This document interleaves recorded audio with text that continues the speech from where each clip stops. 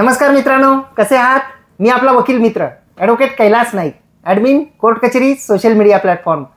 तर आपल्याला एक प्रश्न विचारण्यात आलेला होता की वडिलोपार्जित मिळकत आहे, वडील आणि 2 मुले हे त्यामधील सहिस्सेदार आहेत आणि वडिलांनी काय केलं की जी अर्धी मिळकत आहे 1/2 शेअर, तर तो 1/2 शेअर जो आहे तो एका मुलाला बक्षीसपत्र करून दिला, तर ते बक्षीसपत्र रद्द होईल का? आता या केसमध्ये जी ॲडमिटेड पोझिशन अशी आहे की ती मिळकत जी आहे ती वडिलोपार्जित मिळकत आहे आणि वडिलोपार्जित मिळकत असल्यामुळं त्यांची जी 2 मुलं आहेत तर त्या दोन्ही मुलांना बाय बर्थ म्हणजे जन्मतः समान हिस्सा त्या वडिलोपार्जित मिळकतीमध्ये मिळालेला आहे. म्हणजे त्या मिळकतीचे किती हिस्से झाले तर 3 झाले, 2 मुलं आणि वडील. म्हणजे वडिलांना किती हिस्सा येणार कायद्याने तर 1/3 हिस्सा येणार. मग वडिलांना जर 1/3 हिस्सा येत असेल त्यांच्या स्वतःला आणि इतर 2 मुलांना प्रत्येकी 1/3 हिस्सा येत असेल तर वडिलांना त्या वडिलार्जित मिळकतीच्या अर्ध्या हिश्श्याचं बक्षीसपत्र जे आहे ते करून देता येणार नाही. आणि जर असं केलेलं असेल तर ज्याला कमी क्षेत्र आलेलं आहे ती व्यक्ती ते बक्षीसपत्र रद्दबातल आहे असं ठरवून जाहीर होऊन मिळण्याचा दावा दाखल करू शकतो आणि अर्थात तो दावा मुदतीमध्ये असला पाहिजे. केवळ वडिलांनी अर्ध्या हिश्श्याचं बक्षीसपत्र एका मुलाला दिलं आणि स्वतःला 1 हिस्सा, अर्ध्या हिश्श्यातला स्वतःला 1 हिस्सा ठेवून घेतला आणि जो 1/4 हिस्सा आहे त्या अर्ध्यामध्ये 2 भाग करून एक स्वतःला ठेवला आणि एक दुसऱ्या मुलाला दिला.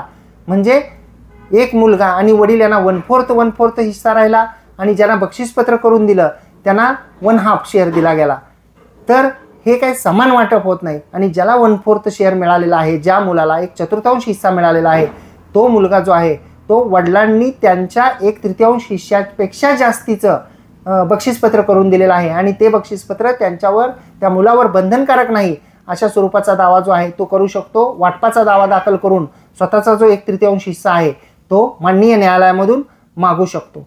जरी ते बक्षीसपत्र रजिस्टर असलं, जरी ते बक्षीसपत्र वडिलांनी करून दिलेलं असलं तरी प्रॉपर्टीचं जे स्टेटस आहे ते प्रॉपर्टीचं स्टेटस हे वडिलार्जित आहे आणि वडिलार्जित असल्यामुळं सर्वांचे समान हिस्से आहेत. त्यामुळे वडील जे आहेत ते 1/3 हिश्श्यापेक्षा जो त्यांचा स्वतःचा हिस्सा आहे त्यापेक्षा जास्तीचं जे आहे ते बक्षीसपत्र करून देऊ शकत नाहीत, कोणाला ती मिळकत विक्री करू शकत नाहीत. आता एकत्र कुटुंब असल्यामुळं for the benefit of joint family, एकत्र कुटुंबाच्या हितासाठी ॲज अ कर्ता म्हणून ते मिळकत ती विक्री करू शकतील, परंतु एकाच मुलाला बक्षीसपत्राने अर्धी मिळकत ते देऊ शकत नाहीत कारण त्यांचा त्या मिळकतीमध्ये फक्त 1/3 हिस्सा आहे.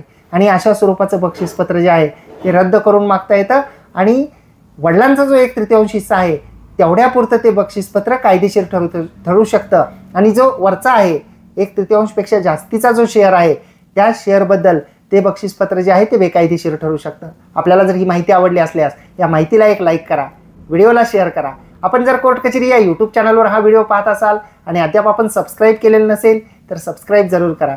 बाजूचे बेल आयकॉनचे बटन दाबा म्हणजे आपल्याला व्हिडिओचे नोटिफिकेशन रेग्युलर मिळत राहतील. आम्ही व्हिडिओ पोस्ट केल्यानंतर आपल्याला कळेल की आम्ही कायद्याची माहिती या कोर्ट कचेरी या यूट्यूब चॅनलवर पोस्ट केलेली आहे. आपण जर हा व्हिडिओ फेसबुक आणि इंस्टाग्रामवर पाहत असाल आणि अद्याप आमच्या फेसबुक आणि इंस्टाग्रामच्या सोशल मीडिया प्लॅटफॉर्मना फॉलो केलेले नसेल तर फॉलो जरूर करा आणि लाईक आणि शेअरसुद्धा करा. धन्यवाद.